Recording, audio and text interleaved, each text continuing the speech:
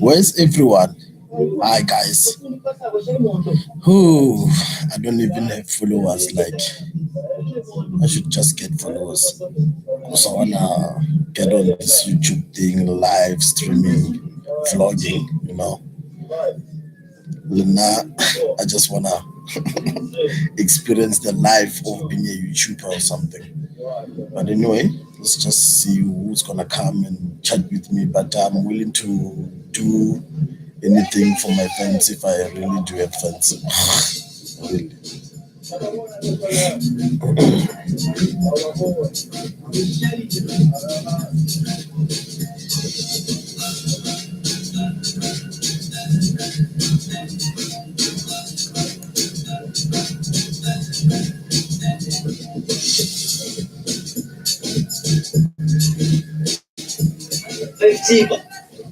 Come on, ungazodlala ukho serious.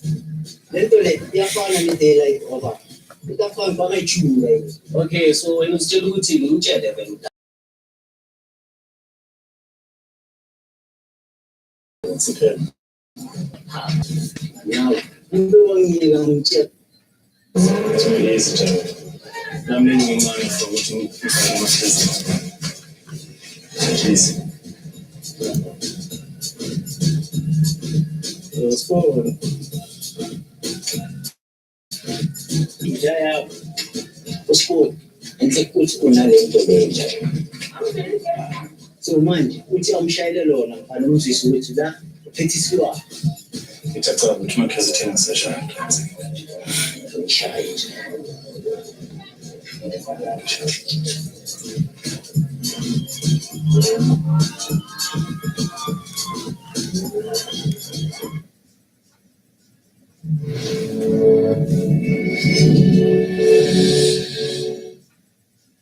Jack, I want you to draw me like one of your French girls. Wearing this. All right. Wearing only this.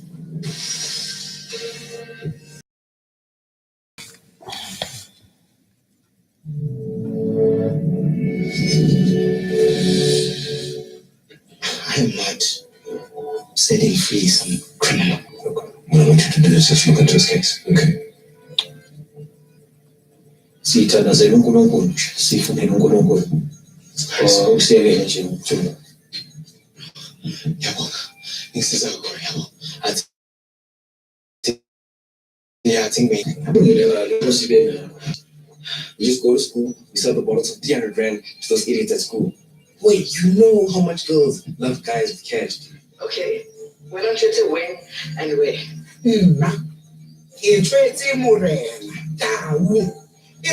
Right now, I'm just watching TV, because I've got no one to talk to.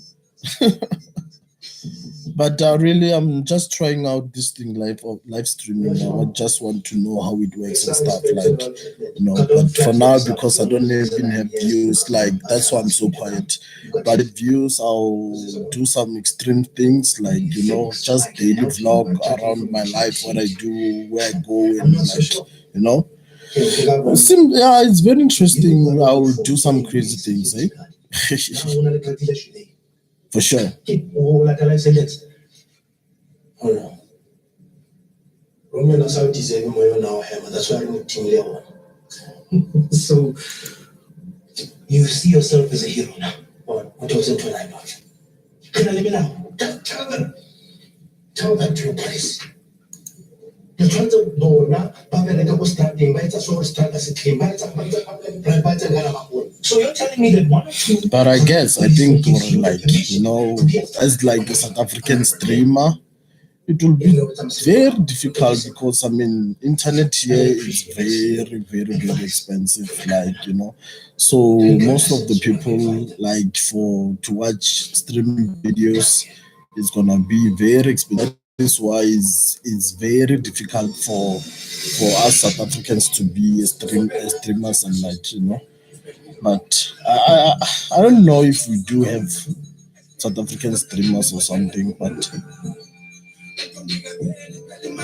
just trying out new things, because I'm just here chilling. It's like technology. Bonke ubusuku laphana belokhu la esofeni laphana ngifeka nje iqiniso nje bengikhuluma. Le ndaba eqala ukuthi na ethi umedem ena. Kusho kahle ukuthi uyaqoqa yabona. Inetress ayimngeni kahle ayifuni ungekuzokuza mina ukuthi yena kuza kanjani ukuthi inetress engafuni ungena kanjani wena fanele ukuthi ube wazi indaba yakho nenetress. Uzolanda ngisho or else usile. Awukhulumeki nokwethu umuntu osifazane. Silence is golden. Izwa ukukhuluma kahle. Ade sekhuluma kahle. Yena ezo. Ade ebamsende nale ntombazane lapha emakhaleni maye. Zonke izithude ngibelokhu kade bangumsende lo. Ayithi abarakilo. Mara manje mina fanele ngenze kanjani? Ke mangabe ke ngiphiwe ngiyashaya into yami. Yabona mina ngikhuluma ngentewa kaMasuthu. Yabona yabona lento le izokufundisa ukuthi umama endlini umphatha kanjani. Yabona ajabule. Usakhuluma ngokungcola nje naye ikhona bekhuluma ukungcola. Hayi usilekela lo bukhuluma uqala amapiti kodi. Kama sorry kaMasuthu.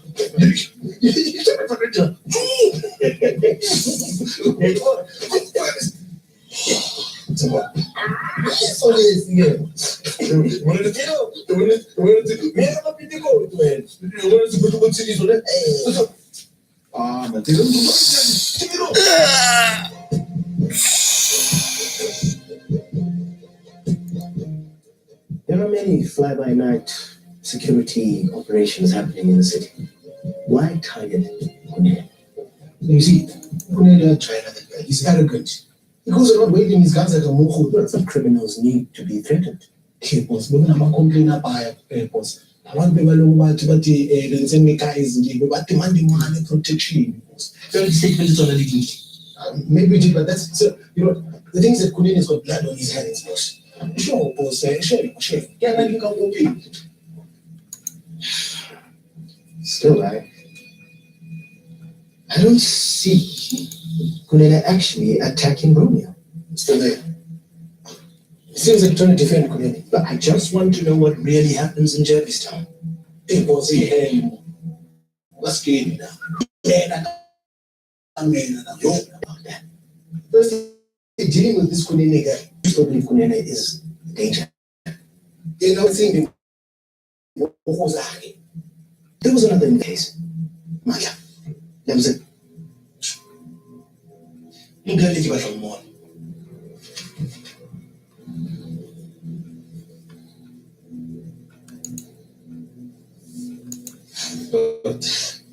So we. It's actually around the lands of one who had 10 years ago. One of the face. In Kamala Mufazel. I know Januluga. In bushes. Yeah, we are parative. We will be Anthroman. I want to yoga Silana and she can stand It's parrots from Kadisa. Musangulu Anna Emulia. I was Susabiana, was later. Come, Jane. Where can you couldn't go? Couldn't go, so I said, I go for it and so you go to your parents and tool. Finally, Kulmenage, Akatunche, when you descend. I don't know. And as the years have been I want to tell you many way to Zoisa Male. Reason. I want to shoot in the standards of 5 times a day. Shop of no about phone.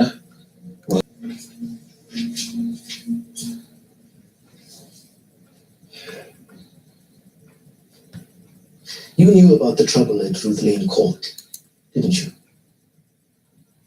Mother? Yeah, yes, it did. And the things that recently did, they're true. Kahle, bana nomzamo into kade beyaza kade bengena bonke amagumbi bakakumnikelo bese beyuthatha bawisabuleni lot iminyaka le alowo mnikelo bese beyokhodla kuthiwa ama-services no. So the Nzimbi guys are not that. But no, they're not. Still, somebody's dead, and we cannot support vigilantes. Haiba kuyanungula ile Romeo. All his good work would have gone to nothing. Waziwa na websites inzazile. Do you think he should be charged? I mean, I'm going to blame something. Eqinisweni lilonke angicabanga ukuthi umuntu manje uyabandakanyeka kule nkinga yesikemekeme.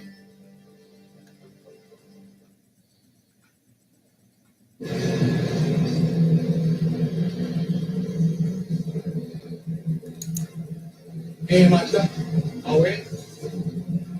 So, because I want to delay there, bakana. Hey, that's me. Big one. Okay, go on. I'm not going to tell you this. Tell you to hear. Let's see my land. But you can't hold for me to flip. Ngani magbaye thatha bayibhothe befake baphakathi nabo ngimqonisela ufuna ukulasi lena uchoka sasa na office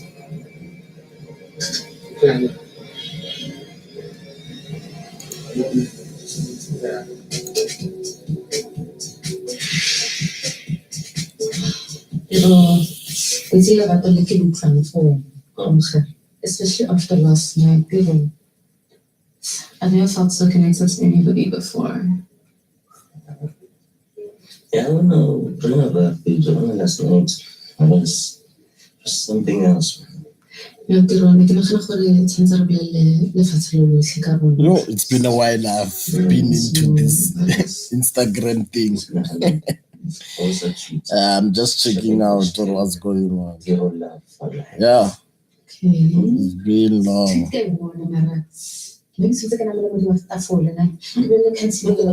Players Lounge. This is a place that I do remember. I'm sure you do.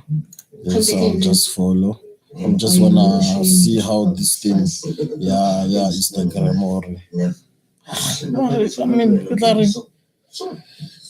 I'm not that into this social media thing, but I'm just gonna try out for my YouTube account so that maybe I get people to follow me so that maybe they could watch my channel or something. Vanessa. So this thing, Instagram, PC, Spanish, okay, well, let me search for this people.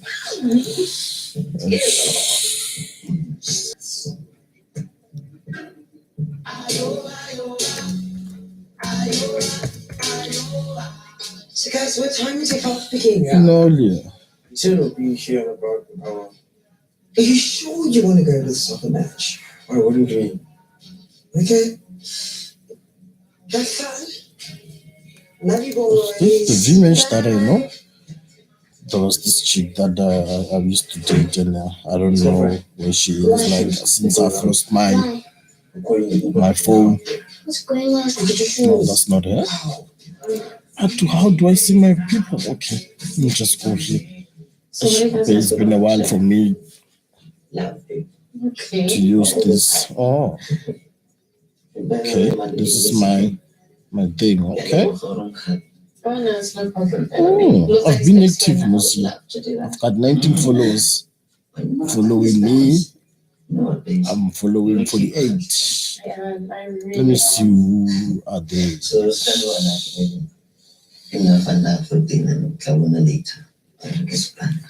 Kevin Hunt, I'm following. Wow. Floyd Women. Okay. Larato. So I just thought I'd stay and watch my handsome, beautiful boyfriend do his job. Big shout out to you, Big shout out to you. I don't have even a huge list here. So little. Yeah, I should be more active in this. Okay. Why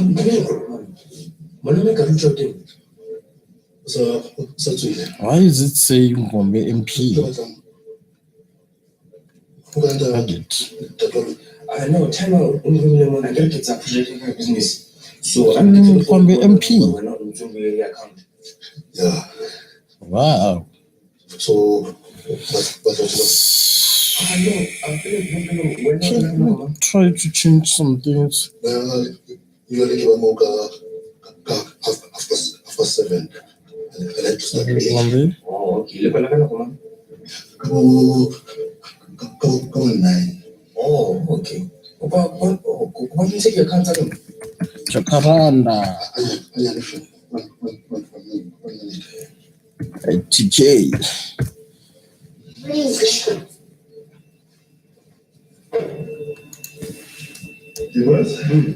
It's lesson time.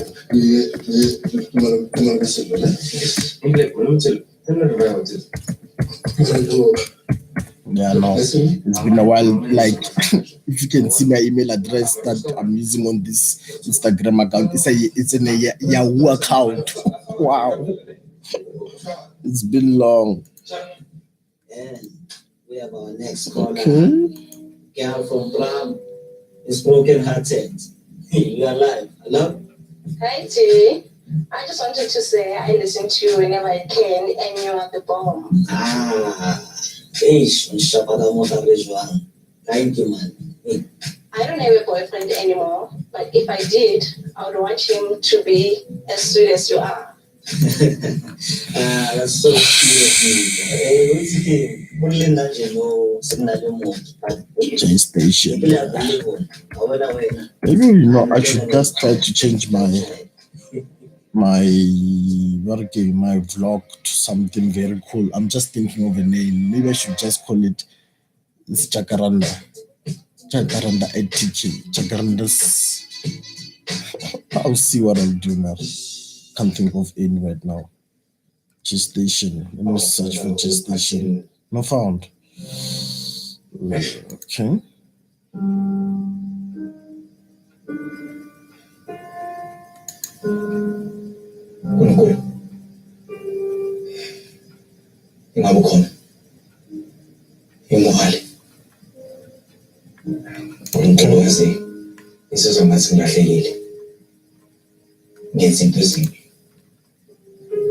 Izinto ezibhedakayo, izinto ezinomjabulisi. Ngisazi ukuthi ngenzeni manje. Ngicela. Ngisize.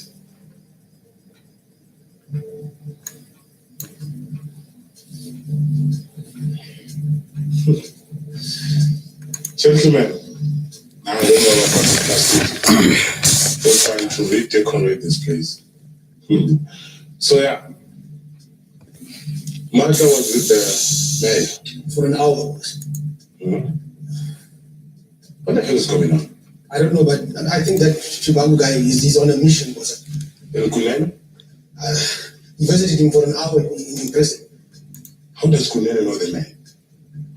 So I can't tell you. You can't tell me. I'm paying you when I'm on. Yeah, man. Do you know what Kulene said to him? No, because there's no even evidence that the things that connects you to Kulene. Oh, this one is not placed though. So you're trying to. Maybe I should try to just broadcast my PC. Maybe you should see what I'm doing. I think it's downloading. Let me see downloads. Oh my god, what did I do? Tagalane. I mean, the social life is just taking our real reality life. Like, I don't even like it. That's why I don't like the social media things. Oh my god. Yeah, man. You see, get that thing. Hey. Yeah, it's installing.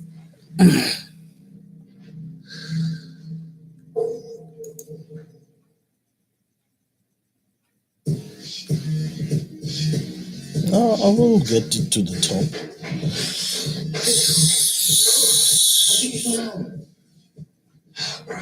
It doesn't matter though. How are we going to get in? Stay with me. I'm serious. Install wena. Do.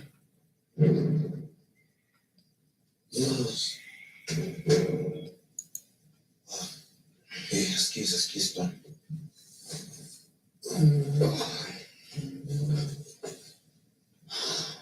Sure. Siyagula yini ungavuka kwezeni. Angazi ngiyale kamnandi kanje. Asipoyeli. Ngile kamnandi ngizongigwele. Ngibona namaphuphathisi lawo. Shuthi sebenzi. Sezile image done. Thandaza Nto. Like yabona ngingathandaza boy, ayithandaza nje. Ngingathandaza belikanti. Uyothandaza kwase. Afana manje ngizongihlukile. Ngizongingcono kabi. This is my studio. Let's check 1 of 10 video by view. Its first 18 days, 10 hours compared 3 videos. Watch time. Viewed 3. That sucks.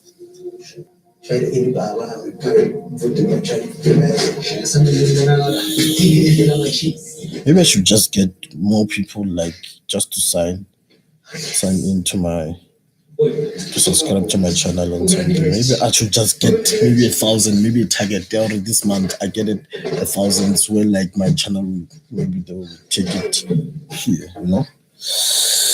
Yeah. Okay. What?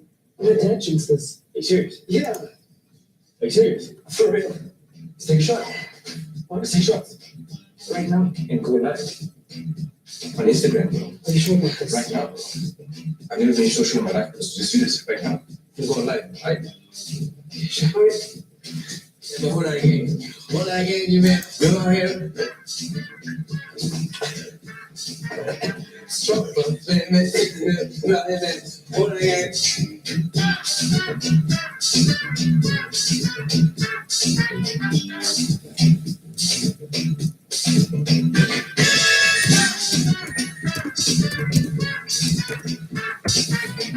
Seven 8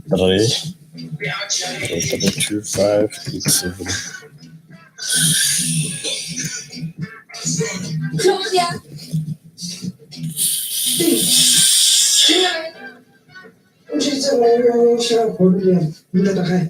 Right? What's up? So, how's the picking going? You're gonna have to put up with me for the weekend. Good. Sure.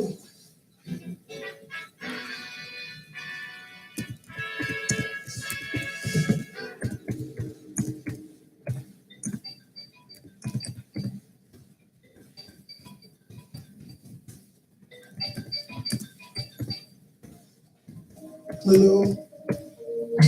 What What are you talking about? Man.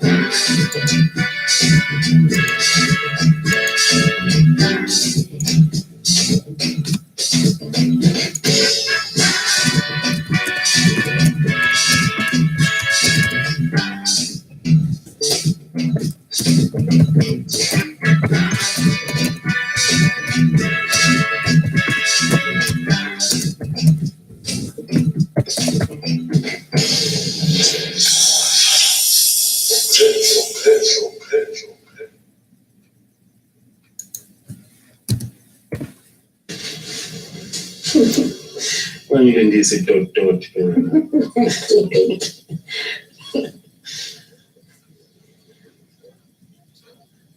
Wenza nsesitu? Ngicela ngiphekele ugogo. Maqeda ngimeme uma azobona ukuthi mangilonga unyamala ngisemphelaphi. Sure.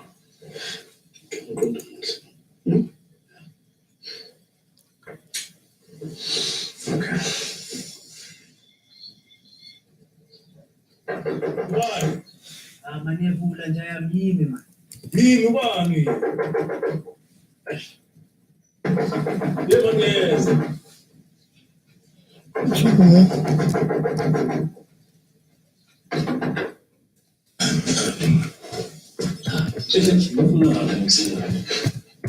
Hayi man, phela yami.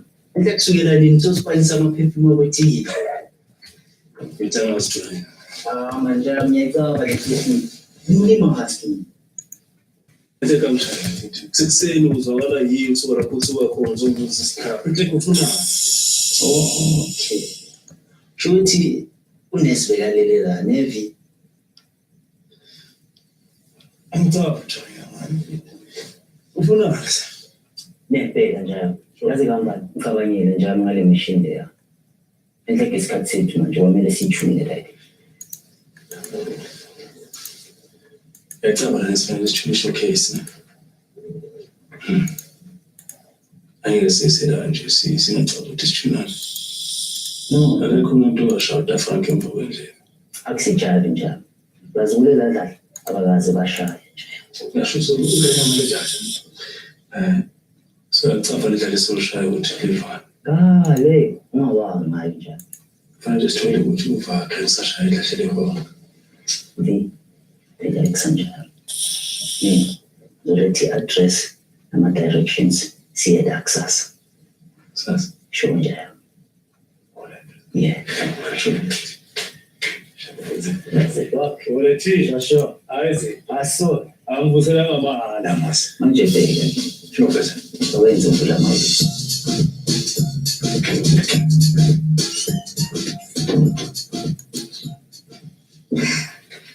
Kunjani kwakho? Samantana ngibukeka kuhle. Uyazi ungikhumbuza ngisaseyitshintshi. Ngipheka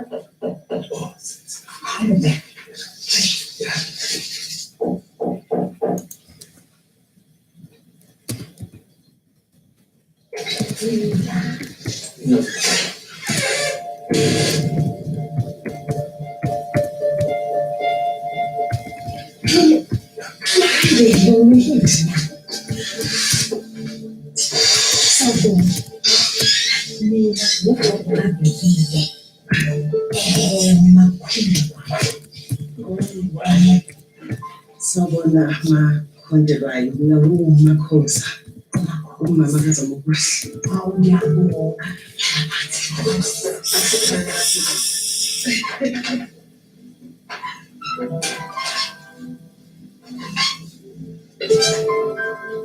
Ma, uyekelo uvilile. Ulile khonjulwayo. Ngike umama wami lo umakhoza. Umama uthandwa wonke umuntu emphakathini.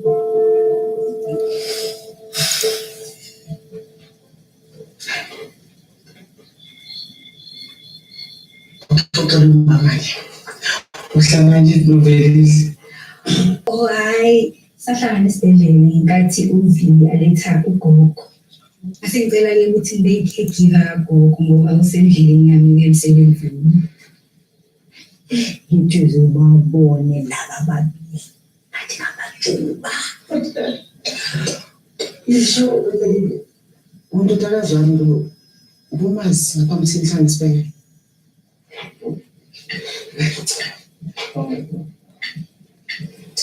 Ave bethandana. Hayi-ke, ngeke ngisabona ukuhlala nanakukhula lokumnandi. Ngihlela mnandi impela. Seyophumuza lo mzimba phela. Udokotela wami.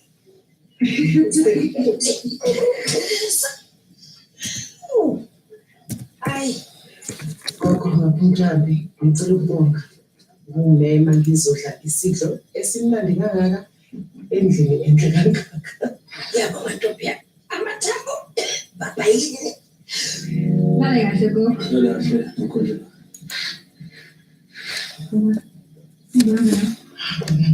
Ukufundisa kanjani? Kumele usize phela sifuna ukwasha nazo.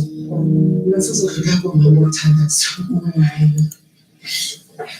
Ngizocela ukuthi umkhwenyana wami kube yena okhiphayo.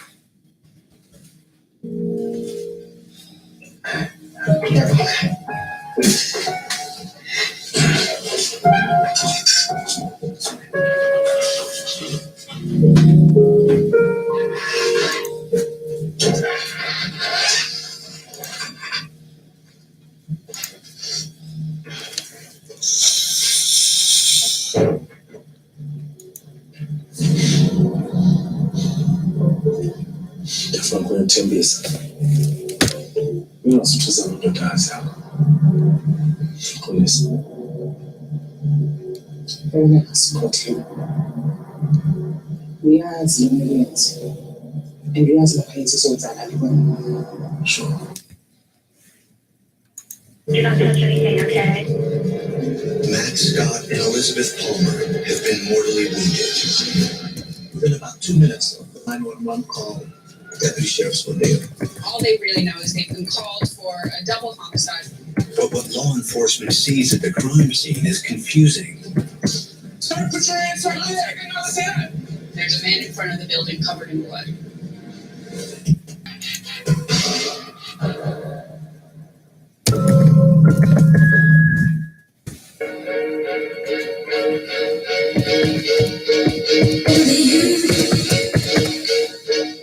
And me, gonna be everything you ever do. They say true love is blind. True crime will open your eyes. The new series Web of Lies, part of Wicked Weekends. Dawn. Investigation Discovery. When he would walk by, you could feel like a presence. I had no desire whatsoever to go back out in the world. He said you're gonna be a wife. It was the worst nightmare of my life. Life in the corporate kingdom. If you can't live in peace, then die in peace. I realized I'm gonna die here.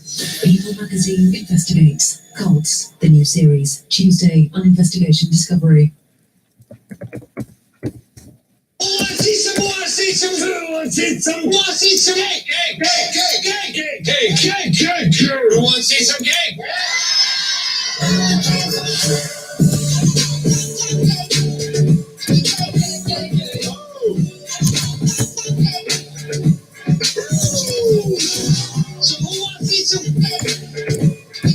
Cake Boss.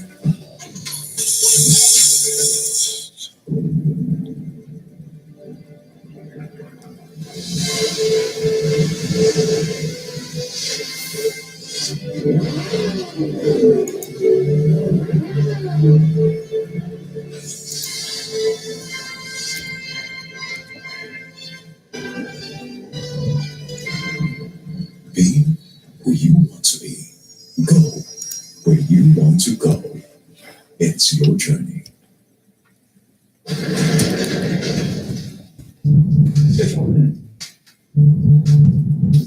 It's just one round.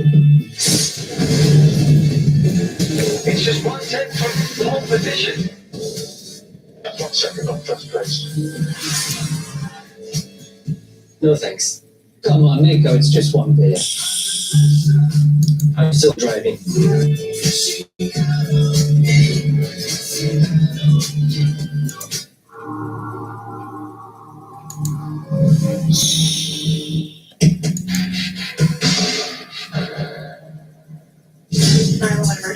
Jack just walked into my office, found 2 people. I don't know if they're dead or what happened to them. Do not touch anything, okay? 2 minutes after a 911 call alerted the Orange County Sheriff that Elizabeth Palmer and her co-worker Max Scott have been shot. Police are on the scene, and they're greeted by an unsettling sight. Don Scott raising his bloody hands. So can be Don Scott identifies himself to the police as the owner of the business. Seeing that he is unarmed, they begin to question him. There's 2 people there that are dead, I believe, and one of them's my son. But all the police are looking at is the blood on. Sir, why are you covered in blood? Don's explanation is that he touched the bodies to see if they were alive or dead. While one set of officers talked to Don, Orange County detectives arrive to take charge of the investigation. Others secure the area, and the crime techs get to work. When you walked into the main part of the office, nothing looked out of place. It seemed almost like the workers were just on a break. But Elizabeth's office was a different story. She and Matt were lying in a pool of blood behind her desk. There was brain matter and blood splatter on the wall behind them. They were right next to each other in a How many viewers? No one. right behind the desk. It was very, very obvious that they were both walked into that I location, should have copied kneel that. facing the wall. Each one of them was shot once to the back of the head. From a very close range, we knew that the murders happened exactly where the bodies were found. It's a horrific sight. It's clear that the 2 employees have been executed. But why? The motive doesn't appear to be robbery. Matt still has his wallet and cash. Elizabeth is wearing her watch, bracelet, and rings. Her handbag is on the ground near her body. You can tell somebody had gone through it. The wallet was out. There was a $5 bill out. Her makeup case was there. And nothing was missing. Her driver license was there. Her credit card was there. It appears the killer was looking for something. And if they found it, investigators can't tell what that might be. The murder weapon was at the scene of the crime. There was no DNA from the perpetrator. There were no fingerprints of the perpetrator at the scene of the crime. But they do find 2 spent bullet casings on the floor, which indicate that they came from a 9mm handgun. Other than 2 bullet casings, the only thing the killer left behind were the 2 dead bodies. Considering the lack of evidence and the used, investigators wonder if this could be a professional hit, maybe involving drugs, maybe something else. And as they search the office, they realize there might have been a witness to the crime. It looks like somebody dropped off the mail this morning. Let's get somebody down at the post office. I want to know who's. Detectives are eager to this postal carrier. It's possible she noticed someone leaving the office who she routinely saw. Because aside from the down ficus, there's no sign of a struggle. Perhaps the victims didn't put up a fight because they knew their executioner. Was this crime personal? And if so, which one of them was the target? Was one of them in the wrong place at the wrong time? To answer that, detectives will need to know more about the victims, who they knew and who in their circle of relationships could have wanted to harm them, and why. We have a lot of questions we don't have answers. So they start by talking to Don Scott. Besides being the business owner, he's the father of one victim and the employer of the other. And I wonder, well, how did you get here first? Mr. Scott, can you please tell me why there's blood all over your hands? I was checking my son's neck for a pulse. There was blood, gobs of it all over the place. the crime scene is almost like if you're watching a movie backwards. You just have to be able to start putting it together. Detectives not only must consider Don Scott a possible suspect, but they also have to take into account the location of the crime. Trying to join all this social media things, even though I don't even know them. Perhaps you, your son. Okay. Does somebody have an enemy that you're concerned about? Were there upset customers or disgruntled workers? Don says that the business is clean. Whether it's true or not, Don provides no leads to any business issues, so the detective continues his questioning in another direction. Was this a personal crime? And how long has she been working with your company? There were a lot of scenarios that the police had to look into. Elizabeth had been married for 30 years, but she's working very closely side by side with Matt, and she has this decades-long relationship with her boss, Don. When people are working together, sparks can fly and relationships can form, and they can also deteriorate. But Don insists there was nothing untoward between him and Elizabeth, and the investigators believe that his grief is genuine. His son is right there, and his dad. Your very good friend who works for you is right there, and their dad, he's being traumatized. Investigators quickly establish that Don Scott is not a suspect, but his personal connection to both victims may help the police find their killer. The detectives tell him that they will be contacting him soon for further questioning. Crosstown. Richard, does your wife work at Golden Sun Homes? Yeah, why? You better get over there. There's been a shooting. The cops are everywhere. What? No, that's not possible. I just spoke to Beth. There must be some mistake. I couldn't believe that. So I called her office phone, and it just kept ringing and nobody answered it.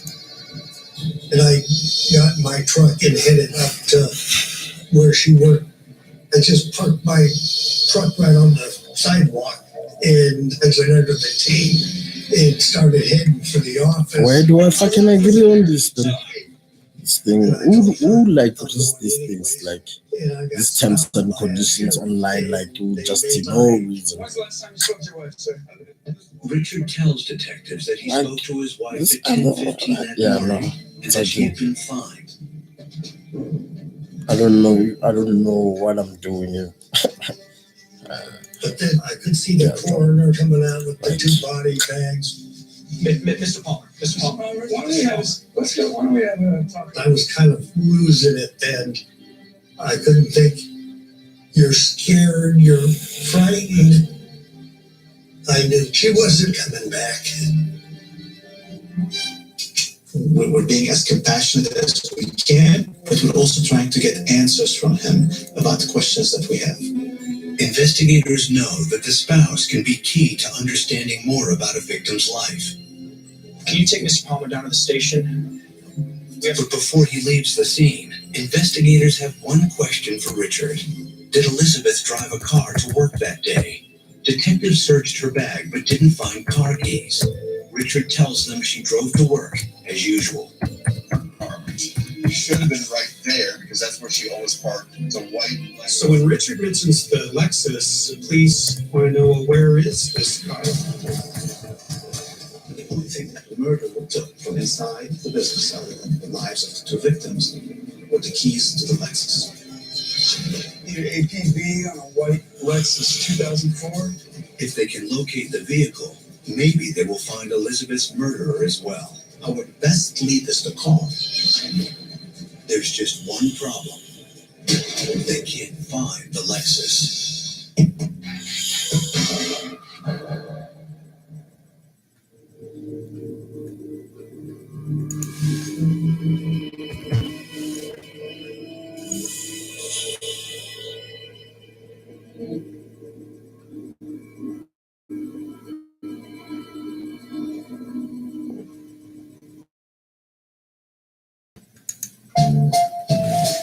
Believe it or not, these are happy tears. I can imagine myself getting married in it. You need a tissue? Are you tearing up?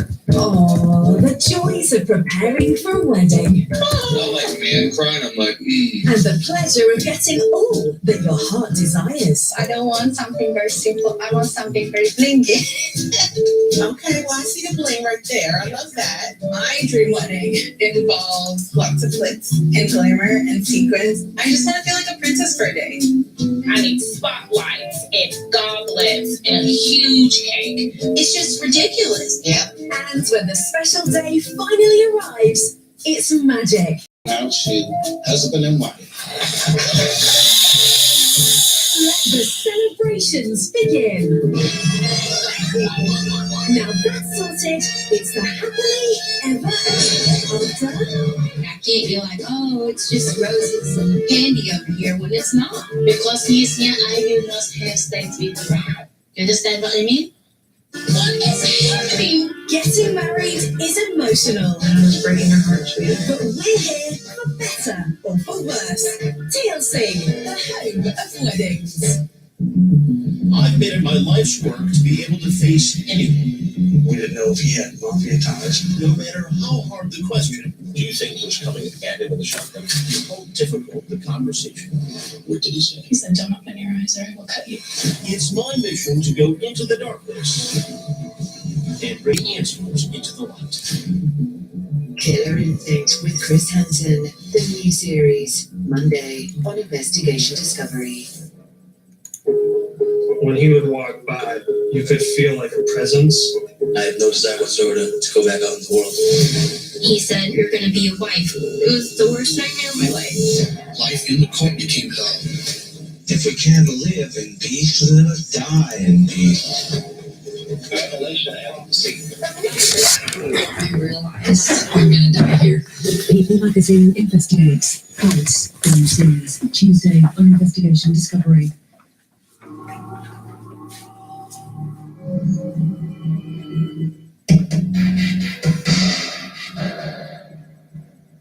Elizabeth Palmer and her co-worker Matt Scott have been found shot dead, execution style, in their office. Police believe their strongest lead is her missing Lexus, but they haven't been able to find it. Detectives now must focus on their most likely suspect, Elizabeth's husband, Richard. When a woman is killed, unfortunately, the spouse is the first person that the police have to look at. After putting out an APB on Elizabeth's missing white Lexus, the investigators bring Richard to the station to interview and interrogate him. Hey, Richard. Thank you for your patience. We know that this is a difficult situation, but we still have to ask you a few questions. Sure. But first, is there anything else you can tell me about Elizabeth? We appreciate how painful this must be for you, but you're unable to share any details of the investigation at this time. It's hard, but that's the reality of investigating a crime when there's a double murder and you don't know who committed it. How would you describe your marriage? We were very happy. Very, very happy. I loved Beth and she loved me. They asked if we had any problems. I said, no, everything was fine. At the crime scene, you said that you had just spoken to your wife at 10:15. Do you mind if we take a look at your phone? They just were more concerned in what I had been doing that morning and where I was and who they could contact to see if I was telling them the truth. Is there someone we should call? I don't work there anymore. Today was my last day. There's just not enough work anymore. We're talking to him. The investigators become aware, he just lost his job. They immediately wondered, well, is this an economic crime then? Could Richard have killed Elizabeth in order to solve his financial problems? Did Elizabeth have a life insurance policy? Yeah, we both did.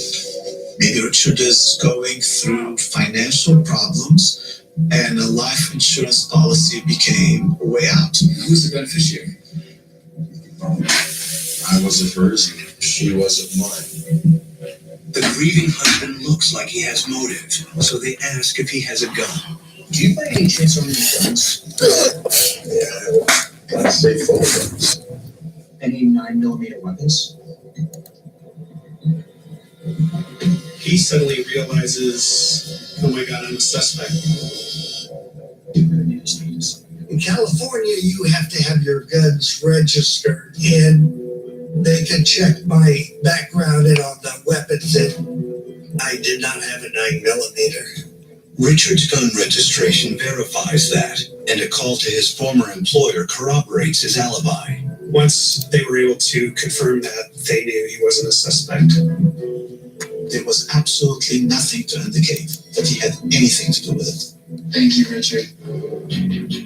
With Richard eliminated as a suspect, investigators bring in the postal worker to see if she can shed some light on the timeline of events that morning.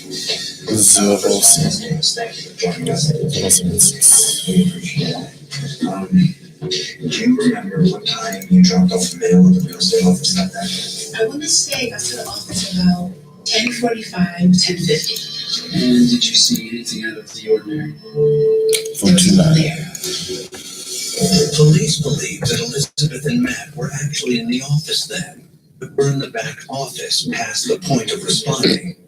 They asked her if she noticed if Elizabeth's Lexus was parked out front, but she says she didn't see it. However, her timeline supports both Don Scott's and Richard Palmer's accounts of events that morning. I love you. So investigators conclude that the window for the murders was between 10:15 and 10:50. So we know it's somewhere between that where the homicides took place and the car was taken. In a window of about 35 minutes, the shooter somehow got in and out, leaving no trace and without anyone seeing them. The police theorize the killer must have known the office schedule. There's no surveillance camera at the crime scene, so the police officers now check for security footage in the surrounding. There will be surveillance cameras that capture the killer's movements on tape. Well, I wonder so many video cameras around. Unfortunately, none of them cover the street around Golden Sun Homes, with one exception. Orange County buses are equipped with surveillance cameras. That's to help in case something happens on the bus. It's not like a video camera that records continuously. It takes an image every few minutes. Right outside the business, within a fairly very short distance, there is a bus stop. So we know it's not a big window where the homicides took place and the car was taken. We're hoping we'll see the perpetrator walk in or drive out. If police are lucky, the video will also prove whether Richard and Don are telling the truth about when they arrived. At 10:22 a.m., the bus comes to a stop. You can see the Lexus still parked there in the parking lot. Once that bus pulls away, that's it. There's no other buses until after the police have already gotten there. We have two photos from the buses, the video surveillance. We have one, two of our cars here, okay? And then by the time the second bus came, we were already on the scene. Unfortunately, we didn't find any surveillance of a man walking into the business or making the car out. With no new leads, they asked Golden Sun Homes owner Don Scott to come back in to see. He's known Beth for 20 years and can think of no one.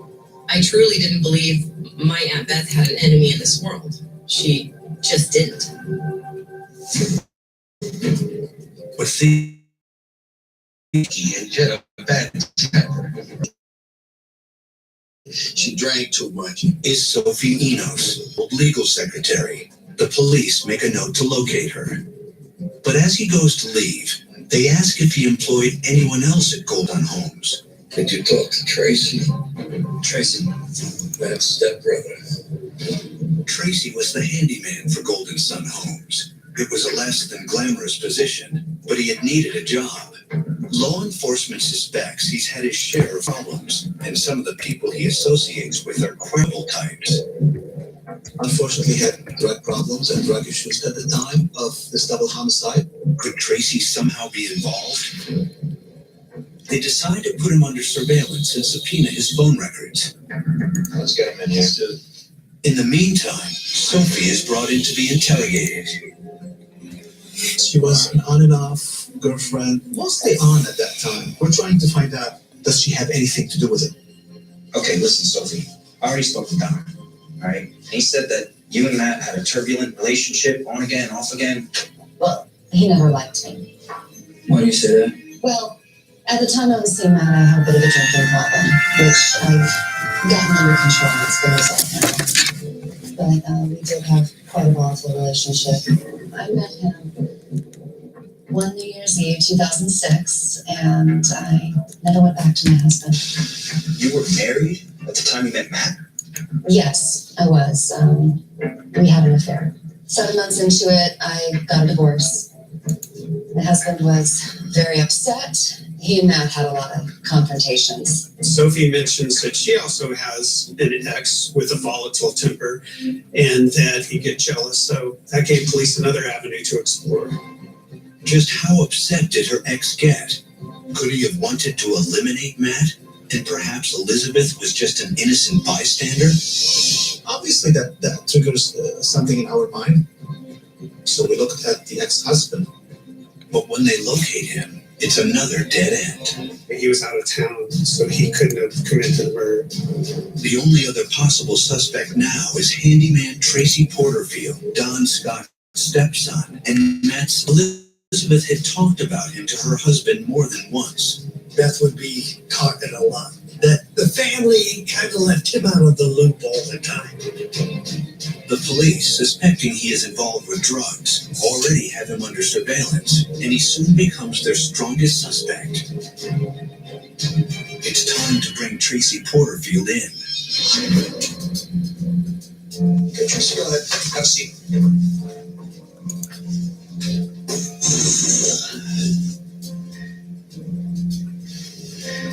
Okay, first off, we're going to need to know where you were between 10 a.m. and 11 a.m. the morning of the murders. What I usually do in the morning. So I was surfing.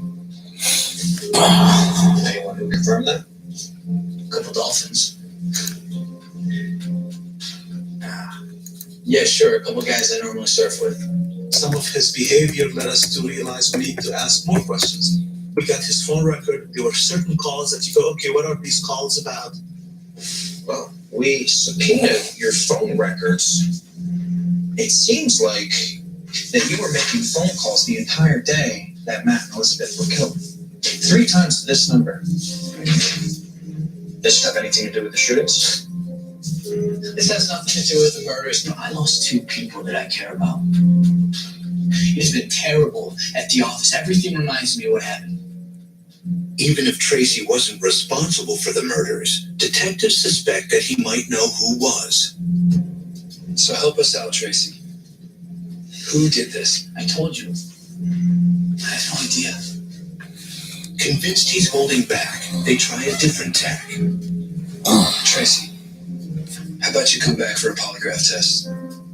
Yeah, fine. I'll come back. I got nothing to hide. That's all for now.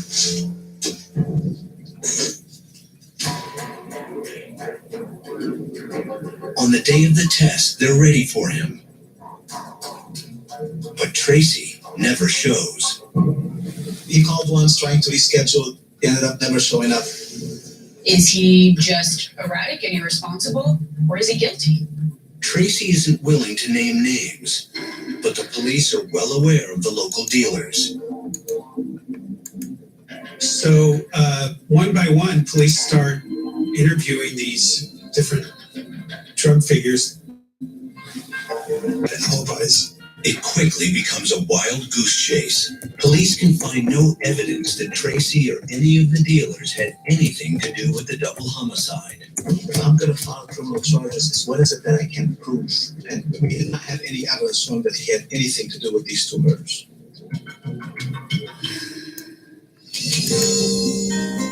Weeks turn to months without an arrest. Among those most frustrated with the apparent lack of progress is Elizabeth's husband, Richard. Richard was left in a state of limbo for months. He was lost without his wife. I called the detectives every day to see if there was any new information. The police didn't seem to have any leads of anything. If they did, they weren't telling me. That just drove me even more crazy. You know, Beth was his one true love. I saw him age 10 years in a day, and his health start to decline. This took a toll on him. Detectives go back to square one, to their first and strongest lead. With everything else running cold in the case, police are left with what happened to this car. That's got to be the missing piece to all this.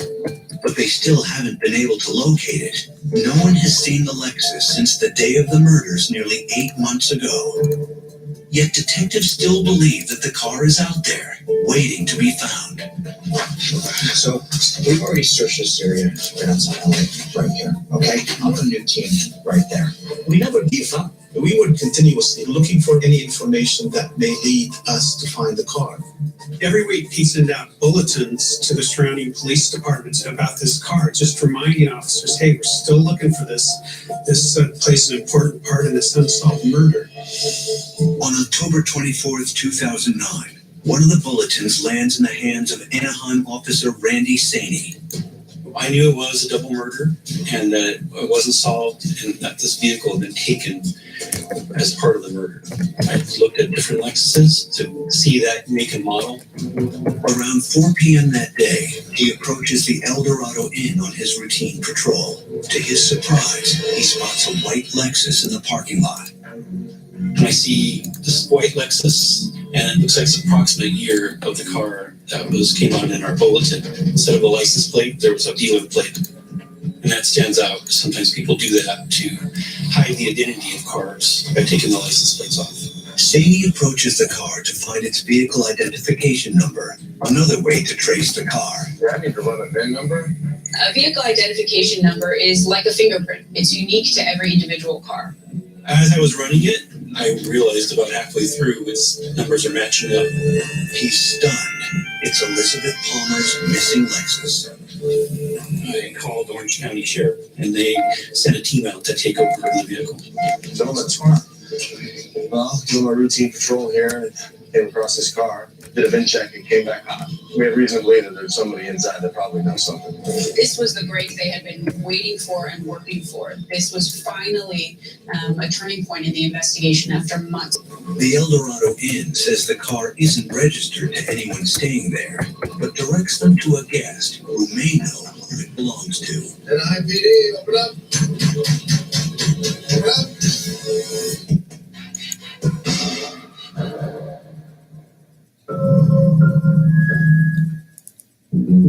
I've made it my life's work to be able to face anyone.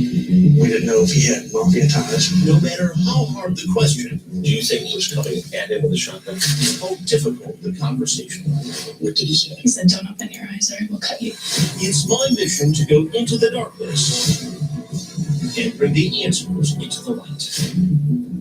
Killer Instinct with Chris Hansen, the new series, Monday on Investigation Discovery. When he would walk by, you could feel like a presence. This thing is just taking forever, man. He said you're gonna be a wife. If we can't live in peace, let us die in peace. I realized I'm gonna die here. Able Magazine investigates Cults, the new series, Tuesday on Investigation Discovery. Romance isn't dead. I proposed to him. It just felt right. It's deadly. Is she a stalker? She's a sociopath. Michelle just became A spine-chilling collection of crime cases. Diabolical, deadly love. All new. Wednesday on Investigation Discovery. She was so trusting. If someone is kidnapped, you want to find that person immediately. I just had a gut feeling that something wasn't wrong. Kids were scared. They didn't know what was going on. She was trying to get away from him, but he wouldn't leave her alone. Evil is never far away. Wicked Weekends, Friday and Saturday nights on Investigation Discovery.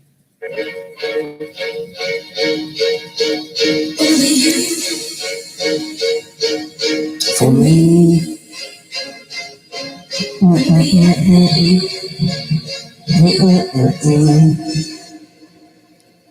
They say true love is blind. True crime will open your eyes. The new series, Web of Lies, part of Wicked Weekends, tomorrow on Investigation Discovery.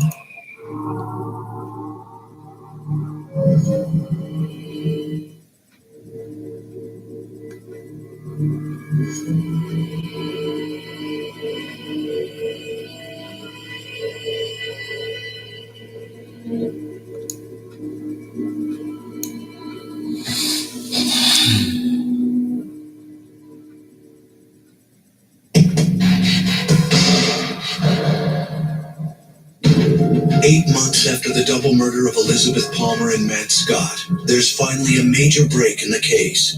Her missing car has just been located in a motel parking lot. Not only that, detectives have been directed to a guest who knows how it got there. him I go one of these days. What is your name? Melvin Everett. After the detectives take him to the parking lot to confirm the ID of the vehicle, Melvin tells detectives he knows who the car belongs to. This car, Hilbert Thomas. According to Melvin, Hilbert Thomas is a mysterious guy who just shows up at the hotel from time to time without explanation. He's even driven Melvin around in a Lexus when he needed a ride somewhere. But what he said during one of those rides was surprising. And he said he was doing all that work. And a few months later, 8 months after the double murder of Elizabeth Palmer and Matt Scott, there's finally a major break in the case. A missing car has just been located in a hotel parking lot. Not only that, detectives have been directed to a guest who knows how it got there. Melvin says he doesn't know much more about Hilbert, but he recently found out he has a wife and kids. The stolen car is an important piece of the puzzle, but the police still have to make the critical connection. How do the lives of Elizabeth, Matt, and Hilbert after this so investigate Hilbert Thomas had worked in real estate, but for a different company. Other than that, there doesn't appear to be any Thomas is a mysterious guy who just shows up at the hotel from time to time without explanation. He knew it's a stolen car in a Lexus when he hit a ride somewhere. But what he said during one of those rides was surprising. Maybe you want to take a look. He said he was doing all that work. A few months later, 8 months after the double murder of Elizabeth Palmer and Matt Scott, there's finally a major break in the case. A missing car has just been located in a hotel parking lot. So not only that, detectives have been directed of domestic violence bear looking into there. It's what Hilbert did in response to the protective order his wife filed against him that breaks the case wide open. Into a sheriff's office using his ID, gave the deputy sheriff a gun, and said, "I've been served with a protective order and I'm not allowed to possess it." The gun Thomas turned in is a 9mm semi-automatic pistol, the same kind used in the killings. Immediately, the detectives send it in for comparison to the casings found at the crime scene. The investigators really don't want to get their hopes up because what are the odds that he handed a murder weapon over to the police? It's a match. Doesn't appear to be Thomas. Any doubt that the gun that Hilbert Thomas turned over to the LA Sheriff's Department on October 26th is the gun that he used on February 2nd when he murdered Elizabeth and Matt. But why did he kill them? What connected him to Beth and Matt besides her luxury car? Only Hilbert knows the answers. On October 28th, 2009, Hilbert Thomas is arrested and charged with the murders of Elizabeth Palmer and Matt Scott. He pleads not guilty.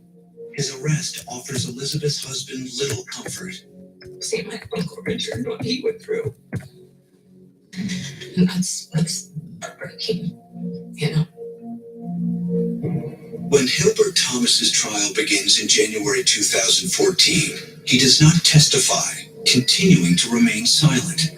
Only by interviewing family members and peers are prosecutors able to put together their case against him. They say it all started a few years before, when Hilbert's life started to unravel. He was married with 2 children. He was a church-going man, but his marriage began to deteriorate. He became abusive. This led to a really messy divorce. In a perfect storm, his real estate career fell apart at the same time. The real estate market was doing horrible at that time, absolutely horrible.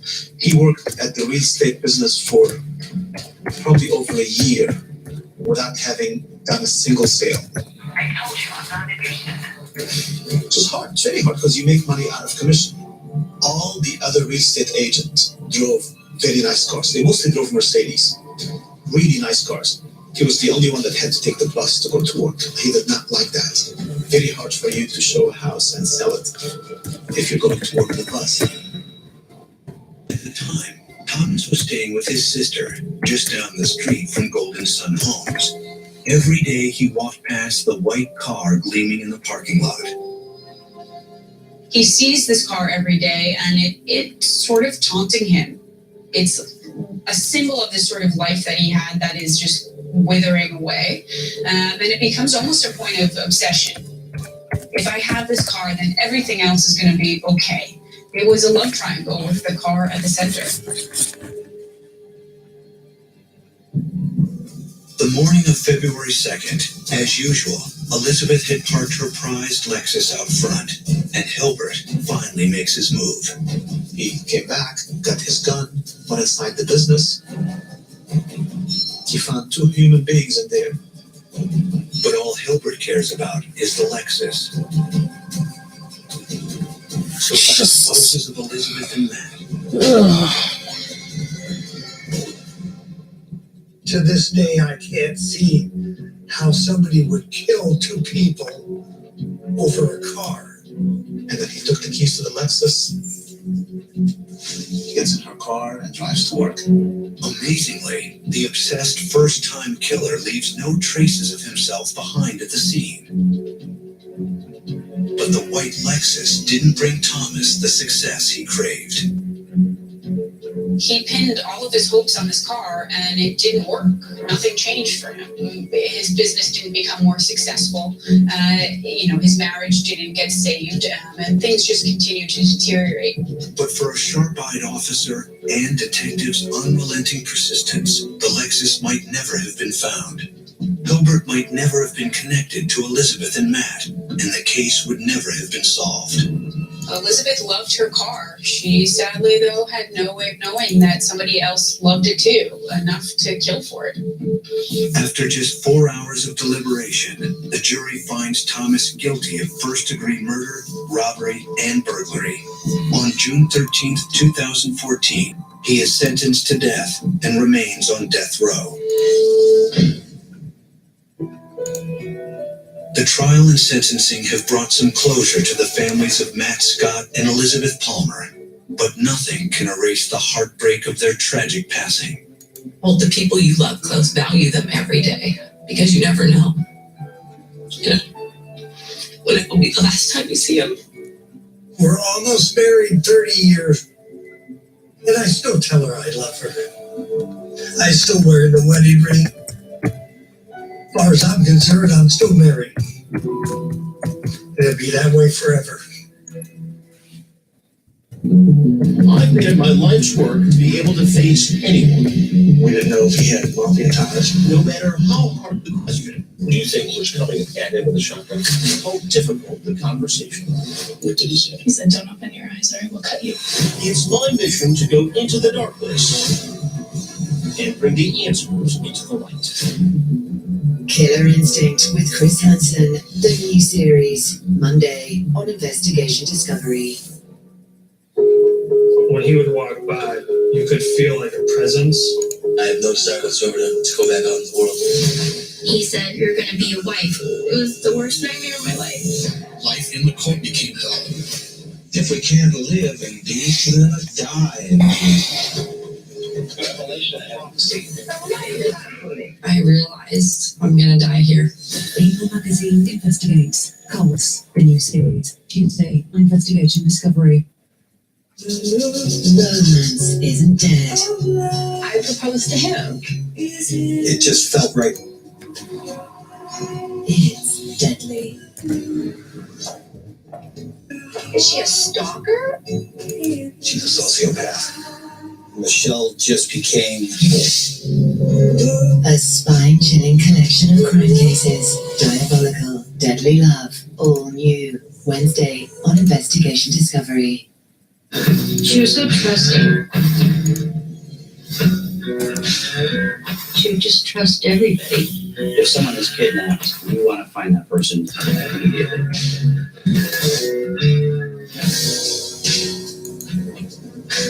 I just had a gut feeling that something wasn't right.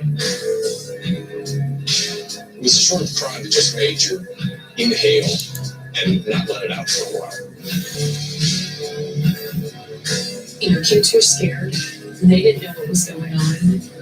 My kid's babysat. You just don't think of it.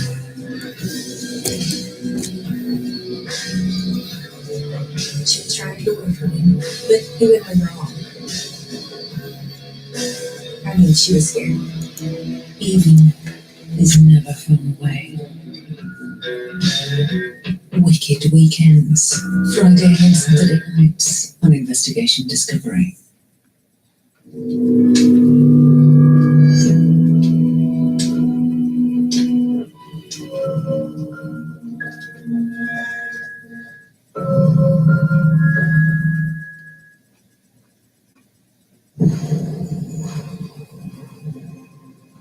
Looky here. A young girl attacked. Hey. Finds a friend and confidant online. Did he do something? Look, new subject. Give me that. But nothing is what it seems. Why is he texting you at this time of night?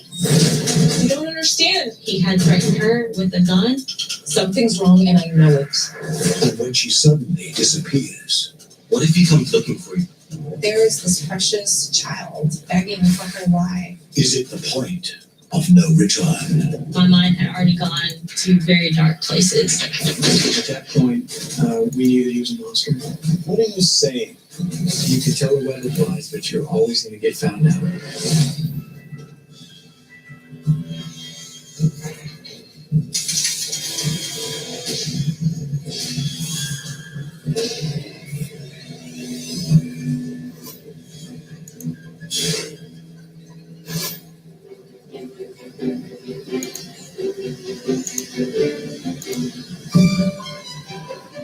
Hi, eat your berries. Hi. Zach, eat them. Eat your berries. 16-year-old Shania Gray lived with her mother, Sherry, her younger brother, Zach, and her stepfather, Dwayne. Hey, just messing with your shit. Die. Shania was very bright. She was the energy. Shania kept you laughing. She was very fun to be around. It's very smart. I'm not saying you foolish, Shania. But that boy got you wrapped around his little finger. Sounds like you said she is. Oh, stop. Come on. Zach was autistic, needed special care.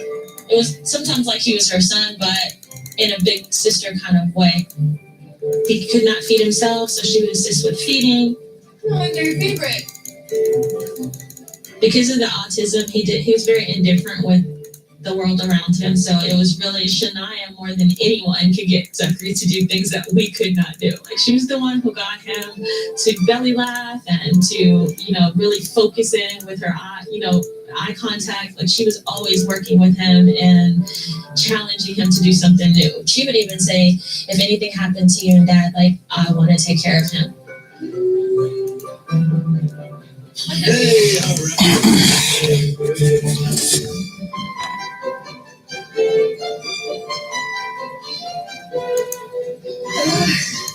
Stretch, girl. Shania had everything going for her. She was a top student, a soprano in the church choir, and a nationally ranked athlete. Oh my gosh. She was really pretty. She was like vibrant, Everybody wanted to be her friend. Shania, I'm hurting just watching you. Want to win. I'm happy for you, but personally, I want a blueberry muffin. She has medals everywhere, ribbons everywhere, and they were mostly first place. Shania was a winner. She was an athlete. Coach says if I work really hard, I can make the national team. You really said that? I really want it to be. I really want it. Like many teenagers, Shania used social media to keep in touch with friends. Every time she went to a junior Olympic meet, she would meet a new set of friends. So she had friends all over. There were so many people that loved Shania that I didn't even know.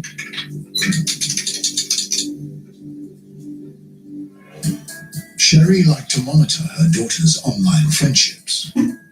Baby girl, it's that time. She's mom. Her friends were starting to accumulate rather quickly. So every month we would do what we call our friends list purge. Honey, I have no problem with you unfriending me. But if you don't know these people, Mom, you're just jealous. I I would sit down with her and be like, hey, where do you know this friend from? Or how did you meet this friend? And, we would talk about those pitfalls. Like him, do you even know him? Actually, no. Come on, honey, come on. Let's hustle. But despite the regular friend purges, keeping track of Shania's social network was an uphill battle. Shania got new friend requests all the time. Recently, she'd been friended by Dee, a 19-year-old recruit in the US Navy. That's what I'm talking about. Shania sent him a message and quickly got a reply.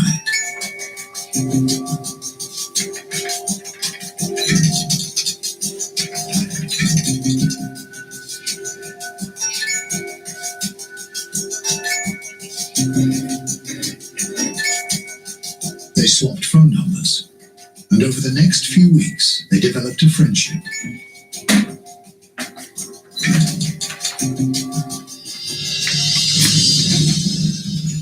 Shania even started opening up to Dee and revealing her darkest secrets. There's a guy.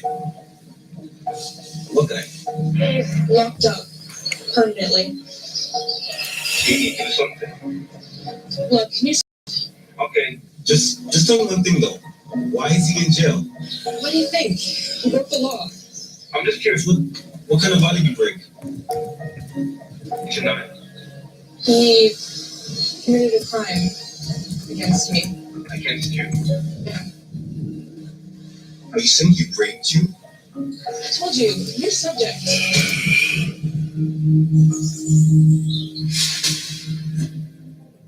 It had happened 2 years earlier, when Shania was 14 years old. You know what I'm thinking? I'm thinking it's too quiet here. I know what's happening. You're planning something, ain't you? She had a job babysitting for her mother's friend, Jennifer. I really just wanted Shania to be a kid. We wanted to make sure that whatever was happening with Zachary, it did not cause Shania to be able to sacrifice being a kid. So I didn't want her to feel like she had to go and do this babysitting job or whatever, but she had expressed an interest in the opportunity. I thought it would be good for her to start, earning some of her own money. And it probably started maybe a week or two before homecoming. Sometimes after babysitting, Shania would stay the night at Jennifer's. Hello? Looky here. Child, you just get prettier and prettier. So, you're Jennifer's new babysitter? Shania, yeah. You been good? She's been great. I'm Franklin. But you? You know me, Wish. Franklin Davis, or Wish, was Jennifer's ex-boyfriend and the father of her 6-year-old daughter. I was told you were 14. Uh-huh. You don't look 14 to me. You look awesome. I'm just gonna go to the bathroom. Shania said it made her very uncomfortable, and she got up to go to the bathroom to kind of escape. But that was the first encounter that she had. Shania continued to babysit through December. Then just after Christmas, Wish stopped by again. Hey, you go to her room. Go on, go.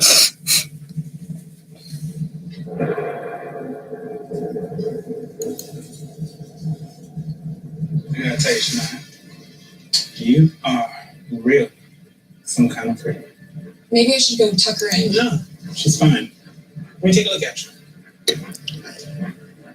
Damn. Hey.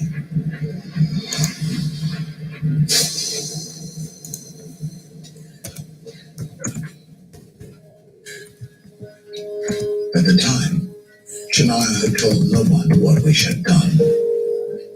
But she'd hinted at something to her friend, Fiona.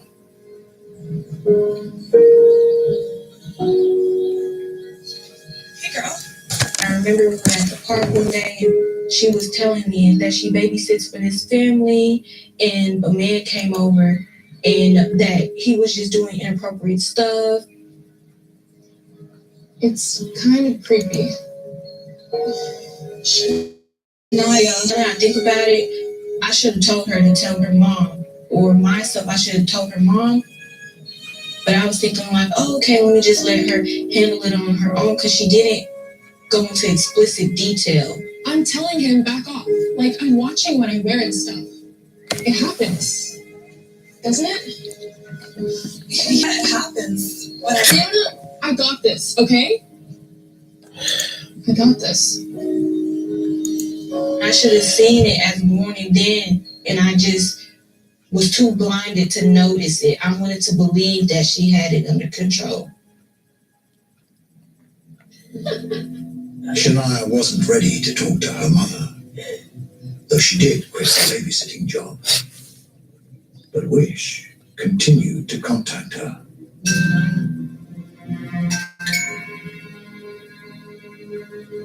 The initial thing that caught my eye was that it was from Wish.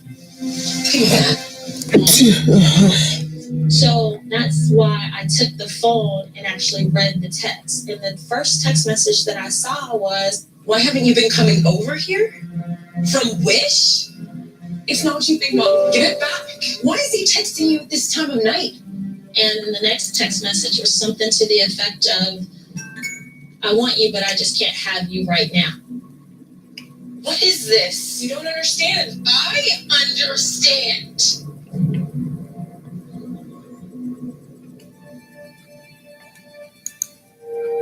The next day, Shania finally told Sherry what had happened. Wish. He raped me. I'm so sorry. From the first moments those words came out of her mouth, my heart sank. There was a pit in my stomach. I bawled. I hugged on her. I loved on her. I told her I was so sorry that she felt that she had to carry that burden by herself. I felt so much empathy for her. Like, I could see the hurt in her. I want to report a rape. No, not me. My daughter. But this was only the start of Shania Gray's nightmare. Shania, she would never do that. I just felt in my heart that something had happened to her.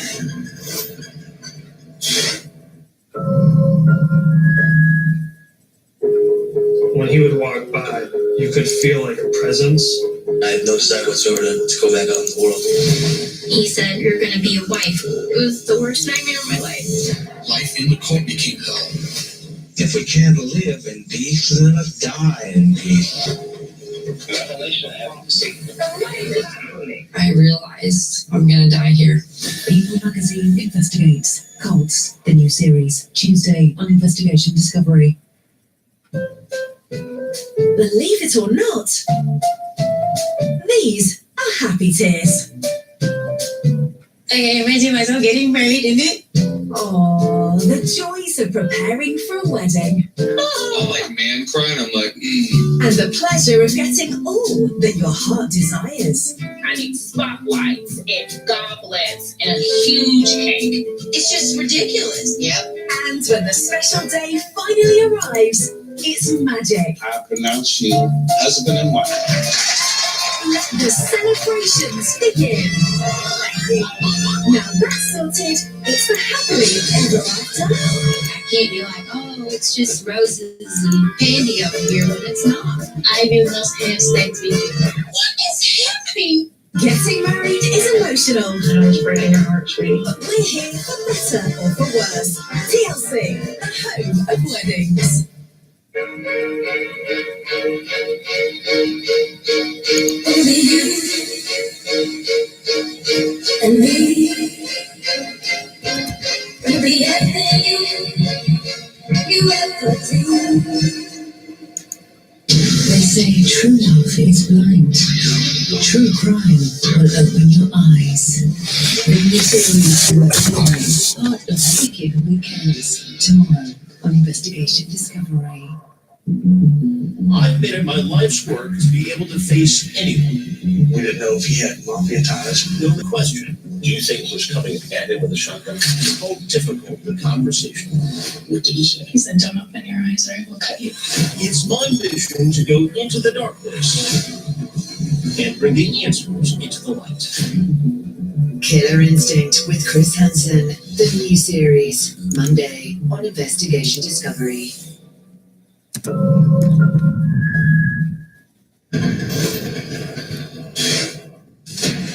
In the spring of 2011, Shania Gray was just 14 years old when she revealed some devastating news to her mother.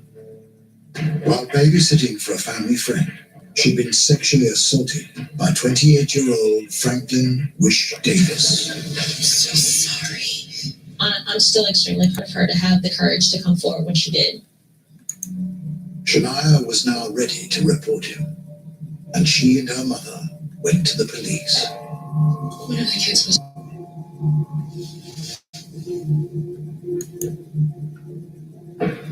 But he told me don't answer it.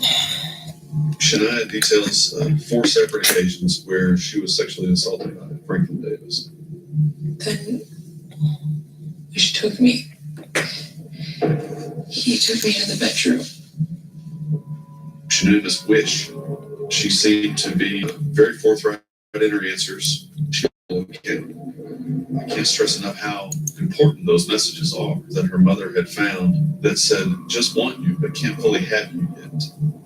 He slapped me in the face. She told me that he had threatened her with a gun, and he had threatened my husband, myself, and Zachary, as well as hers. She was afraid. She just felt that she couldn't say anything. She wouldn't say anything because she felt like she was protecting us. Shania had the moral constitution to be brave and courageous to come in and tell the truth about what happened to her. She never came off that story. She stood steadfast.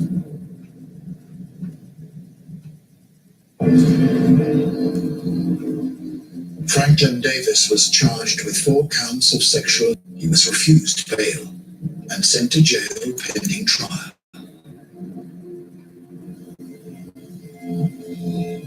He adamantly denied the allegations that there had been any sexual assault, that there had been any physical contact really between him and Shania. When I confronted him with the text messages, he just provided some explanation that this was all a big joke, just a big misunderstanding, that Sherry had completely mistaken the context of these messages. There had been no physical contact between he and Shania. But a year later, his case still hadn't gone to court. She was very reserved, very quiet, very, she had lost her smile. You could tell that it was really overwhelming for her. Shania didn't speak to most people about the assaults, but she had started to confide in Dee, a new friend she'd met online.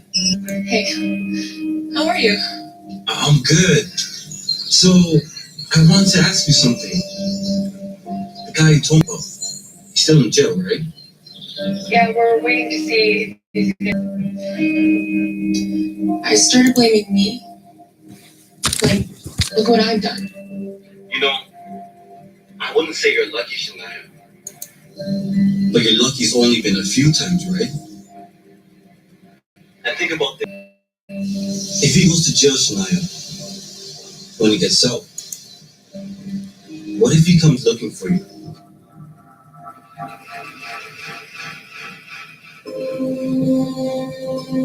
Despite the stress of the upcoming trial, Shania was excited to be starting a new school, Hebron High, in Carrollton, near Dallas.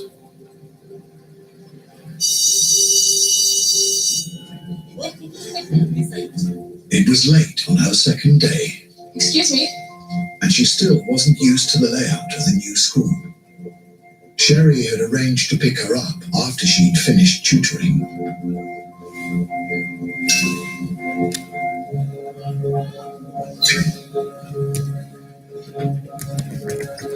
Shania, I'm here. How's your day been? Almost done, Mom. Okay, where do you want me to come? Out front, where you dropped me this morning.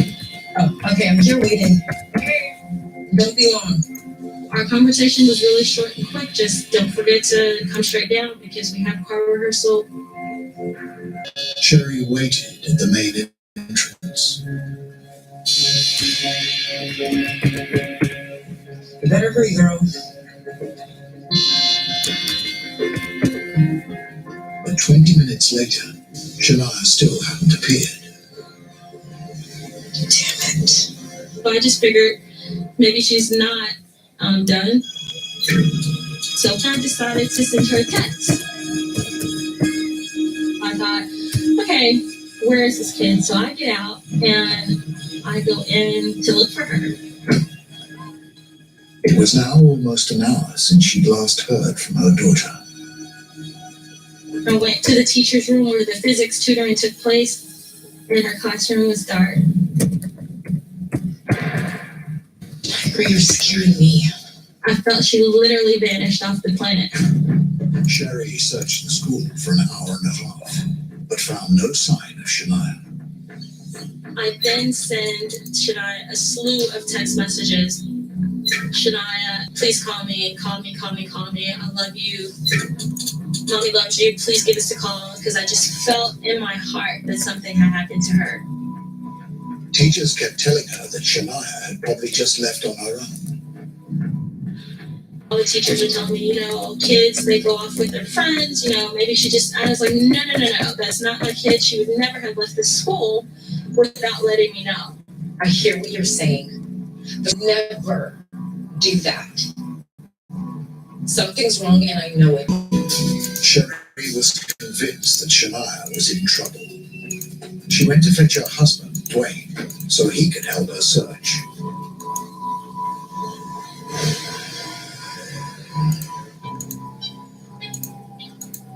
By the time they got back to the school, it was dark.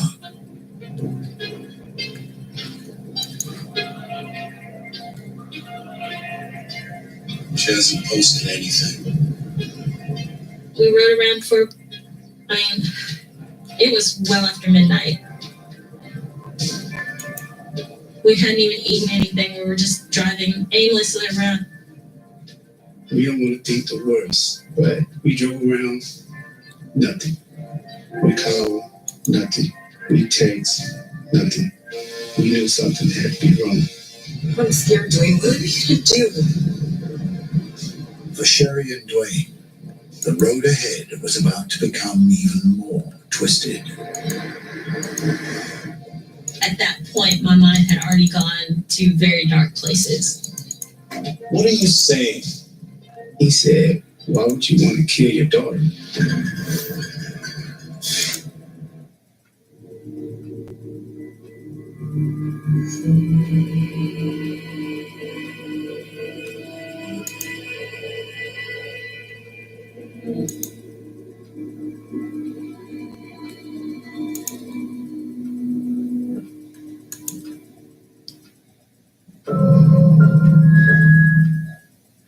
She was so trusting.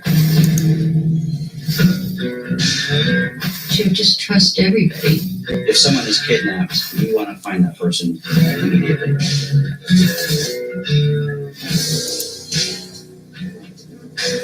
I just had a gut feeling that something wasn't right.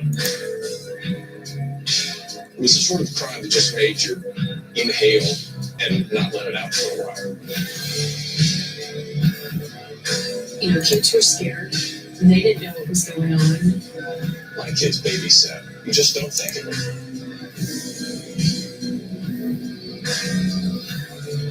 She was trying to get away from him, but he wouldn't leave her alone. She was scared. Evil is never far away. Wicked Weekends. Saturday nights on Investigation Discovery. I've made it my life's work to be able to face anyone. We didn't know if he had mafia ties. No matter how hard the question. Do you think he was coming at him with a shotgun? How difficult the conversation.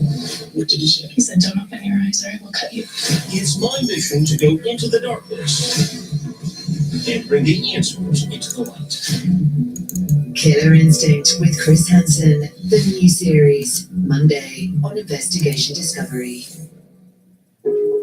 When he would walk by, you could feel like a presence. I have noticed that whatsoever. Let's go back on. You said you're gonna be a wife. The worst nightmare of my life. Life isn't complicated. If we can't live in peace, let us die in peace. Revelation, I haven't seen. I realized I'm gonna die here.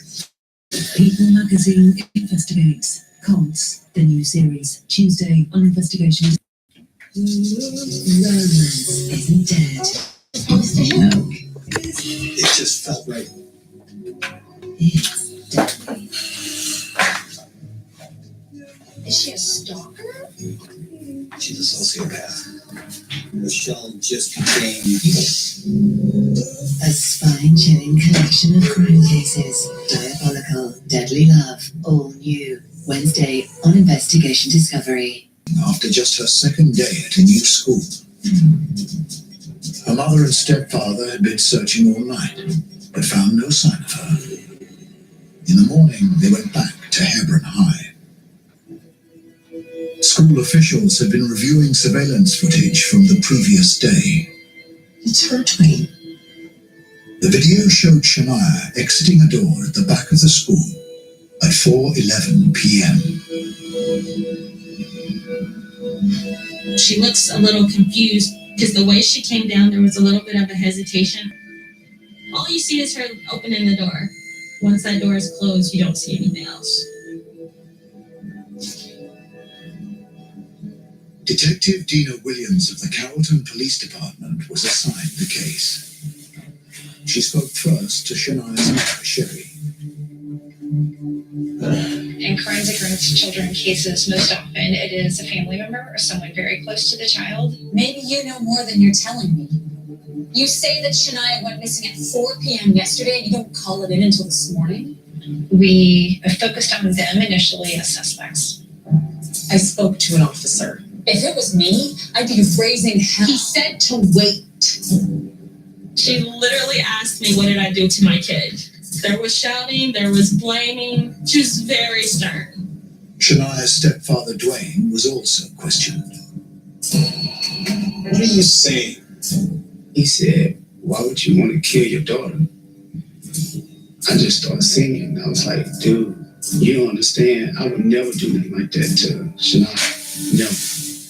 I answered the questions truthfully and honestly, and at some point she decided that I was telling the truth. They did become slightly irritated that we were focusing on them as suspects and not out searching for Shania. And the reason for their outrage was about to become crystal clear. Earlier that day, Sherry and Tom had received some shocking news about the man accused of raping Shania almost 2 years earlier. I said, no, the guy's in jail. She said, no, the guy's not. The guy's out. 3 months earlier, without their knowledge, Franklin Davis had been released on bail. How come no one told us? I was stunned. I was floored. I was shocked. And I said, what? You know more about the guy than I do. That's the first that we ever learned that Franklin was out and about.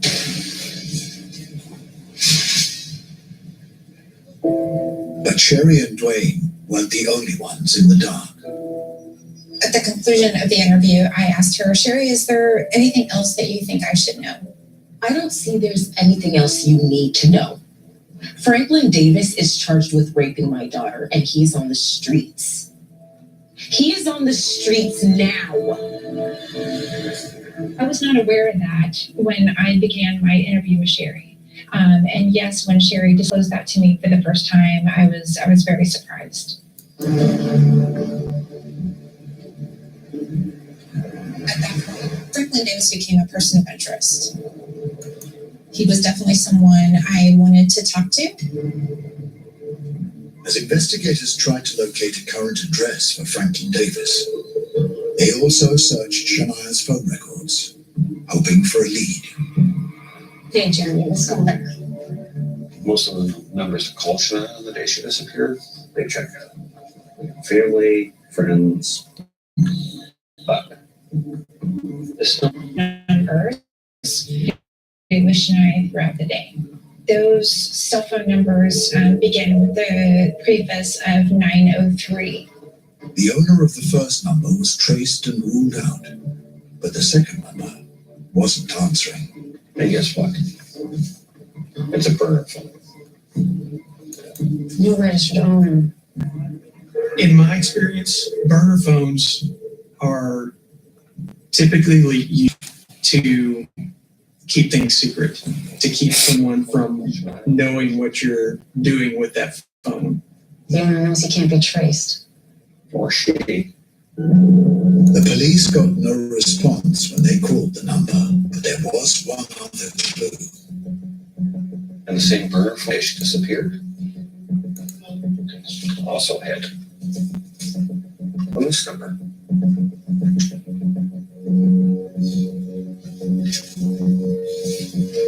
Detective Williams called the other number.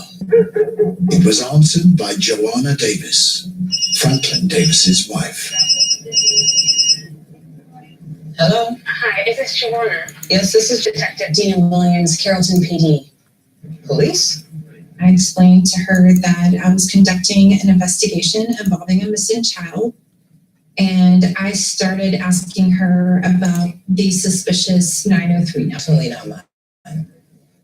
During that conversation, Joanna says, "Let me get my husband and see if he recognizes the number."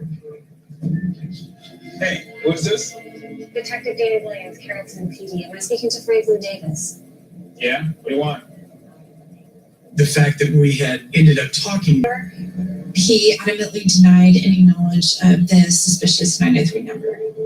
My goal was to let the conversation continue, but they were very quick to get off the phone with me. Well, we're kind of tied up right now. I gotta go. Okay, thank you. Hey, yeah, okay. Thank you. Bye. But before she called Joanna, Detective Williams had put her apartment under surveillance. Just minutes after hanging up the phone, Franklin Davis exited the apartment in full view of two plainclothes officers. We wanted to see what was going to happen, what the phone call would motivate Franklin to do. He basically walks up on top of my team. When they saw the trash, the officers believed that he could possibly be disposing of evidence, so they stopped him and detained him. He agreed to go to the police station.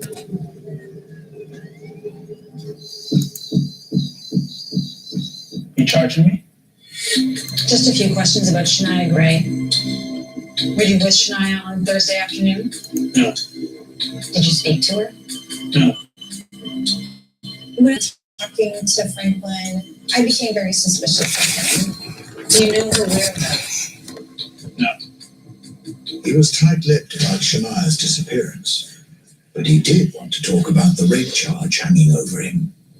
He had received and communicated with Shania and some text that said she had lied about the allegations and that her mother was forcing her to make the allegations. She been texting me saying I'm innocent of them charges. She texted me. Send me a text on my phone. You can check in with how you want, Detective. Detective Williams agreed to look into the texts, but her priority was identifying the owner of the burner phone that had called Shania shortly before she disappeared. I told you, I ain't own no burner phone. You can't pin this on me. You are facing charges, Mr. Davis. What? Traffic violations. 3 of them out of Mesquite. I don't believe this. People are arrested on outstanding tickets all the time. You should have paid your parking tickets, Franklin. I want him charged, and I want him locked up. He was surprised. He actually thought he was going to be able to leave. Now that they had him in custody, they needed evidence connecting him to Shania's disappearance. They decided to try a vehicle lineup. An initial search of his car had turned up nothing, but now they brought in a cadaver dog. The cadaver dog is a dog that's trained to pick up on human remains.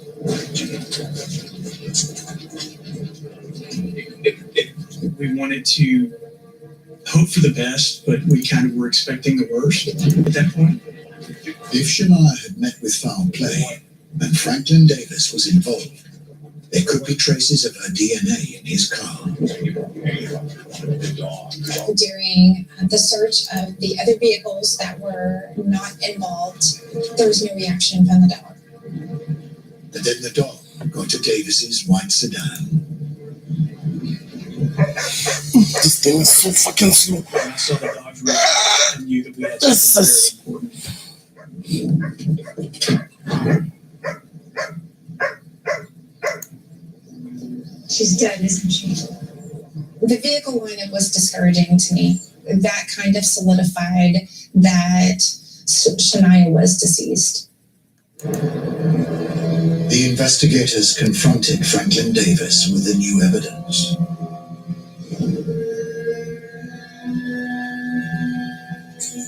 I was excited about the opportunity to talk to him. I like interviewing people. I like speaking with suspects. My gut feeling was that it was not going to end well. We weren't going to get good news, but you still had to hold out hope. And that's what the purpose of that interview was, to try to get information that would lead us to where Shania was. There's no mistake, Mr. Davis. Dog went nuts. You're lying. We didn't pull any punches. We told him pretty early on that we thought that Shania was dead. I believe you killed Shania. I think you killed her because she accused you of rape and you knew you were going down. Don't try to pin this on me. I was innocent then, and I'm innocent now. I even have the text messages to prove it. The texts he previously mentioned had since been examined. The first time I get the phone, I go right to his text inbox, and I will be a text message that appears to come from Shania's phone to Franklin's phone. I'm sorry, I lied on you. My mama made me do it, and it appears to be in his inbox. The text seemed to exonerate him of the rape charge and undermine any motive in murdering Shania. He was so proud of those text messages. Please just look on my phone. There's undeniable proof that I'm innocent. But in the interrogation room, Detective Chevalier wanted to talk about something else. Guess what? We found a body. A body had been recovered from the Trinity River, not far from Shania's school. At that point, we didn't have a positive ID, but everything we were getting from the officers on scene at the river told us that we had found Shania. The clothes on the body matched those Shania had been in wear school 2 days earlier.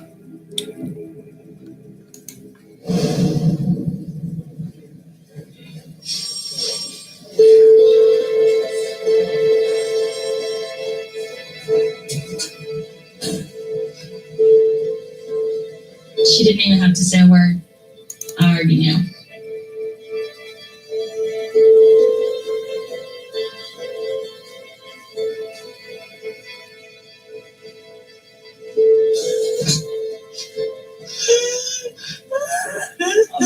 I'm so sorry. It was something that you didn't, that wasn't what you wanted to hear. You know, it hurt real bad. I think about it, it hurt real bad, you know. She hugged me. We cried together. I mean, she shed as many tears as I did.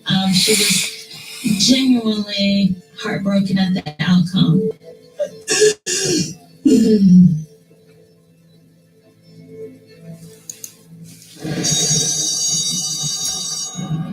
Shania's phone was located near her body. And it was this that gave the investigators a fresh lead. A curious text conversation from the day she...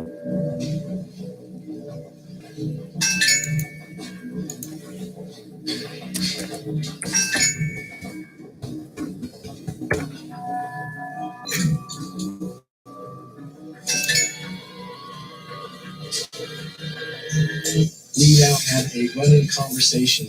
The last words of Shania's life.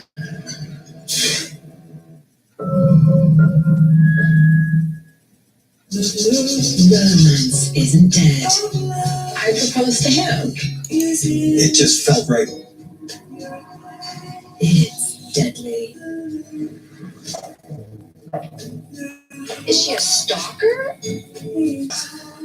Michelle just became A spine-chilling collection of crime cases. Diabolical, deadly love. All new. Wednesday on Investigate. When he would walk by, you could feel like a presence. I have no desire whatsoever to go back out in the world. He said, "You're gonna be a wife." It was the worst nightmare of my life. Life in the court became hell. You can't live in peace and then die in peace. Revelation I realized I'm gonna die here. People Magazine investigates. Folks, in your theory. Tuesday, investigation discovery. Believe it or not, these are happy tears. Oh, the joys of preparing for a wedding. Now that's sorted. It's the happily ever after. I can't be like, oh, it's just roses and candy over here when it's not. Ivy must have sex in you. What is happening? Getting married is emotional. I was breaking your heart, sweetie. But we're here for better, for worse. TLC, the home of weddings. She was so trusting. If someone is kidnapped, you want to find that person immediately. I just had a good feeling that something wasn't wrong. Kids were scared. And they didn't know what was going on. She was trying to get away from him, but he wouldn't let her call. Evil is never far away.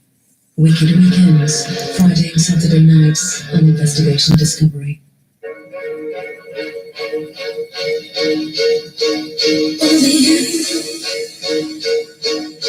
For me,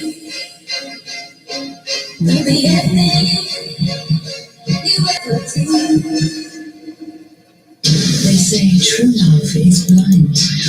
True crime will open your eyes. The new series, Web of Lies, part of Wicked Weekends, tomorrow on Investigation. I've made it my life's work to be able to face anyone. we didn't know if he had mafia ties. No matter how hard the question. Do you think he was coming at him with a shotgun? How difficult. He said, "Don't open your eyes or I will cut you." It's my mission to go into the darkness and bring the answers into the light.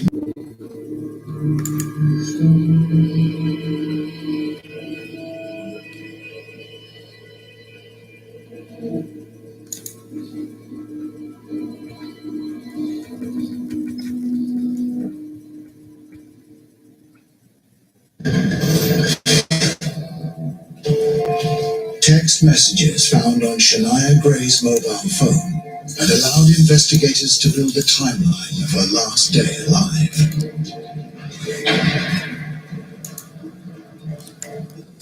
Her mother Sherry after school. But instead, she'd made plans with her new friend, Dee. After months of chatting online, they were finally going to meet in person. She believed that she was meeting somebody that she had a crush on. Oh, She would finally meet somebody that she really, really liked.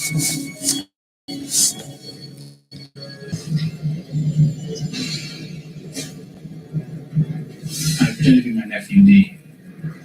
Faced with the damning evidence, Franklin Davis began to talk. I logged into his Facebook. I began messaging her. I'm waiting for me. That could help me. So then when I got her number and called her, she didn't recognize my voice. He befriended Shania, calling himself D, and the deception had been going on for months. I wouldn't say you're lucky. You're lucky for only been a few times, right? And think about it. If he goes to jail, and when he gets out, What if he comes to get you? So Shania thought you were someone else. That's right. I fooled her. You never know what's me. You know what this is? You see your cell phone records from the date and times that Shania disappeared. And they put you at the school at 4:01 p.m. I told him that his phone had been tracked up to the area around the school that certain time that Shania went missing, which was around 4:01 p.m. That's fine. I've been texting her all day to arrange it. He'd used the burner phone to communicate with Shania. What are you doing here? It's alright. I'm gonna hurt you. Leave me alone, Wish.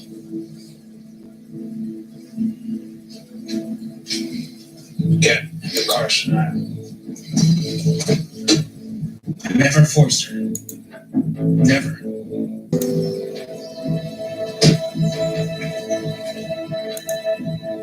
She's not going to run away. She can't really run away. He's got the gun on her. She's, 5'3", he's 6'1". I mean, there's no way she could have gotten out of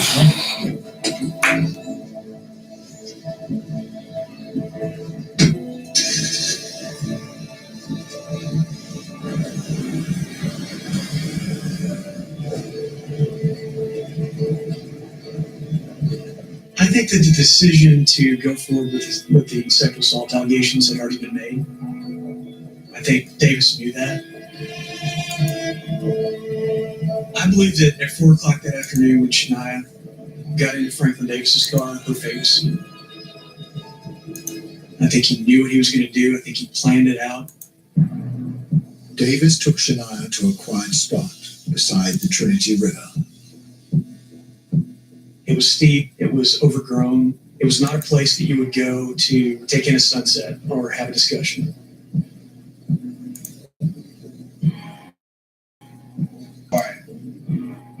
Yeah, got him with you.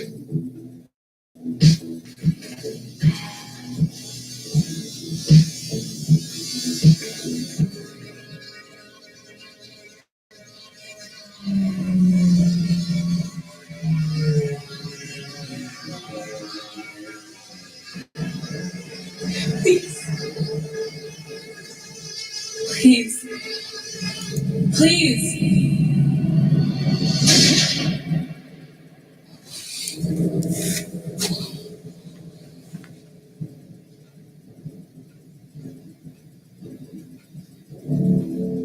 After he had shot, he had fallen down the embankment into the water.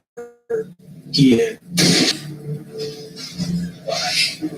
why, Wish? You know, why did you shoot me? Why are you doing this to me? And when she didn't die, Davis told us that he stepped on her neck. So, was she conscious? When you were standing on her neck? Yes. There is this precious child laying on a bank, basically begging for her life, and he makes the decision to step on her neck. She grabbed my leg. After a while, she let go. At that point, we knew that he was a monster. Despite his confession, in November 2013, Franklin Davis pleaded not guilty to murder. He didn't want to go to prison for a very long time at all. He certainly didn't want to get the death penalty. But he also got to play the martyr. The martyr was that he is an innocent man being accused of sexual assault that he never did. So he gets to trash the character of Shania Gray by claiming all along that he's innocent and she lied, and he told everybody that he could that he was innocent of those charges, falsely accused of sexual assault by a teenage girl, and he played that all the way until the end. You are really... Hey. He still pointed to the text messages he claimed Shania had sent him. The letter E was used interchangeably with the number 3. That was so unusual because Shania had never, in anything that I've ever seen her write, used the letter E interchangeably with the number 3. And I know that because I had looked at over 25,000 pages of her social media accounts. We then go to Franklin's apps in his phone, and I'll be darned. Instant, we find an app called Fake SMS. 3 text messages are sent that come from Shania, but they really don't. They were created by this app. Now we have undeniable proof that he's lying. You can tell a web of lies, but you're always going to get found out. Franklin Davis was convicted of capital murder, aggravated by rape. There was such a moment of vindication for Shania. There was such a moment of vindication for Sherry and Dwayne. He was sentenced to death. He was a coward. He had a reputation of being violent with women throughout his life.